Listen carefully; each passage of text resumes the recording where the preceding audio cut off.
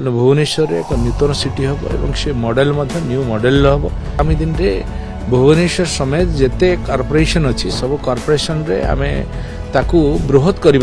बढ़ाई विभिन्न प्रकार स्कीम करुचे मुख्यतः टीपी स्कीम रे आमे अधिक अधिक सहर को बढ़ाई योजना कर एक्सप्लेन करने योजना कर जहाँ की जो ट्रैफिक समस्या होची बा सहर भितर जो समस्या तैयारी हेलानी घर मिलवा कष्ट होची बहुत हाई रेट जदि सहरटा बढ़िबो लोक मानकर जीवन शैली सहित रहिवार शैली एवं कम रेट रे से पाई परिबा भलिया आमे वर्तमान ओडिशा सरकार मोहन माझी सरकार या करबा चाहूँ।